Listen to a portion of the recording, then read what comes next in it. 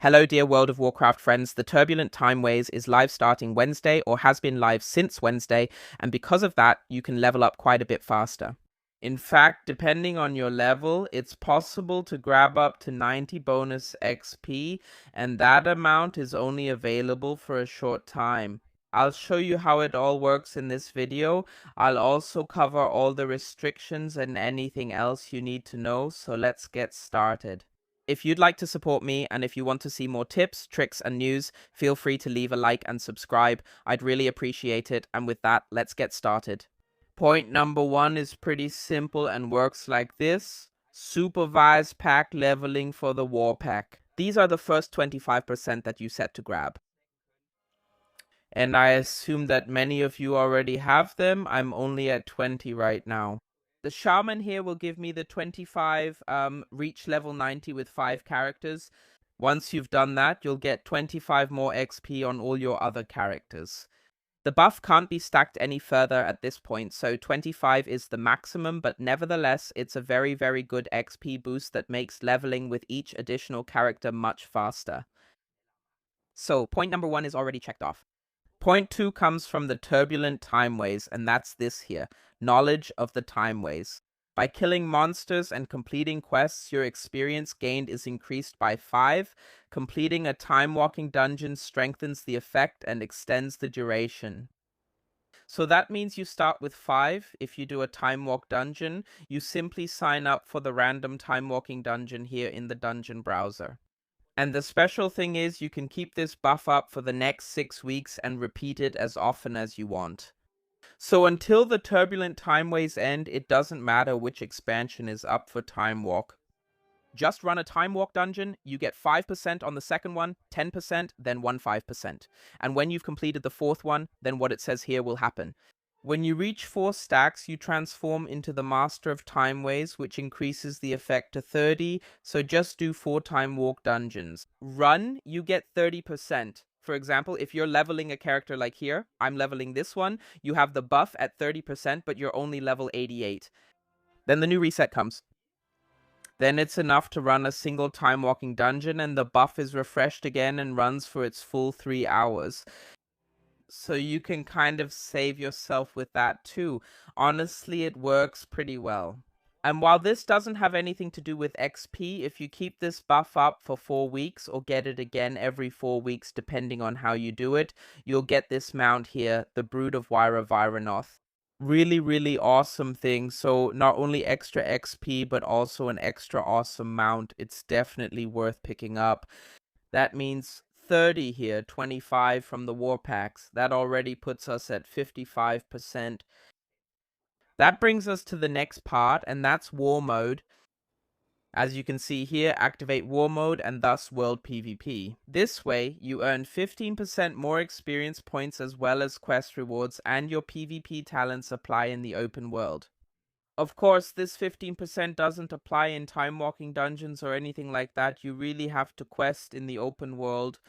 But this is where the depths come into play, because these quests here, where you just have to complete a depth, give an incredible amount of XP. They were buffed with patch 12.0. The Warband XP affects them, the Time Walk XP also affects them, and the XP from War Mode affects them as well. And that's pretty cool. Normally this should change here when you turn in the quest. We tested it on my second channel. When you turn in the quest, you also get even more XP, so that's a really awesome thing. Basically, these days, there's not much going on in war mode anymore. You can actually quest there pretty comfortably. And also guide writers, like for example, our speedrunner, Mr. Halden, he also recommends that before you do anything, activate war mode. For example, this also counts in Haranda when you do these quests with the weapon legends of the Haranir. This way, you can also earn a lot of XP in just 5 minutes. So yes, it's a good way and it's fast. There are now many things that give you a lot of XP quickly. Among others, Saltaril Sword, the Abundance events. or also the bounty hunts really pack a punch now, and it's really worth having war mode enabled for that. That means we had 55% so far. On top of that, there will be another 15, so we're at 70%. Then the next 10 are very easy to get, but you have to pick them up fresh every time. And that's where the Darkmoon Faire comes in. It starts on Sunday, so tomorrow, and gives you the opportunity to get a 10% buff. I've already shown you several times how that works. In the end, it's simply about the fact that there's a carousel on the right side of the fair. You need to buy a ticket booklet from the person standing there in front, and once you have it, you can go onto the carousel. Just ride it for a bit. The buff stacks up here. First 5 minutes, then 10, and so on and so forth. And when the buff is fully stacked, you'll get 10% more XP for an hour. However, what you need to keep in mind is that the buff disappears if you die. And of course, after an hour. That means you have to get it again every time. Here you can try, I don't know, maybe set a Hearthstone somewhere nearby. And try to teleport back to Silvermoon with your housing, for example. So there are different ways to make the whole thing a bit faster. But it's definitely pretty good. That would give us 80 more XP. And then there's another 10 on top of that. But those don't count up to the max level. That's why we're doing this at the end. For that, as a Horde player, you need to go to Zuldazar, or as Alliance, go into the harbor in Borealis. There's an NPC there who sells distillates. Conveniently, as a Horde player, you're brought directly to where you need to go. This is supplier Mukra. She's located at coordinates 51.5, 51.95. And if I'm not mistaken, it was with the Alliance. Here. Feel free to correct me if I'm wrong, but it should be somewhere around this area. In the end, it's about these reputation factions, the Oathbound. And the counterpart for the Alliance, here you need service medals of the Oathbound, and you can buy a distillate of the 10 lands for it.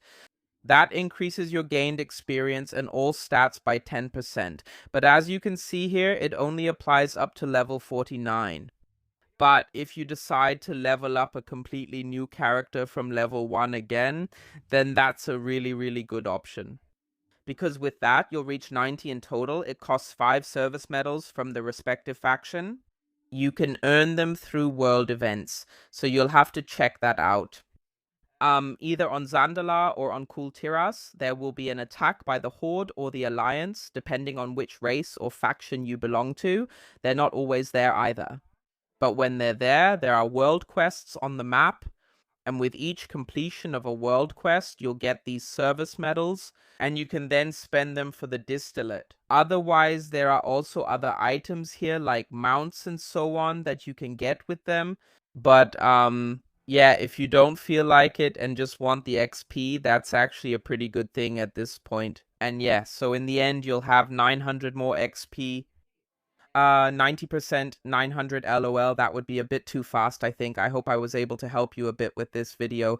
If so, please leave a like and subscribe. I would really appreciate it. See you in the next video. Have a great time and take care.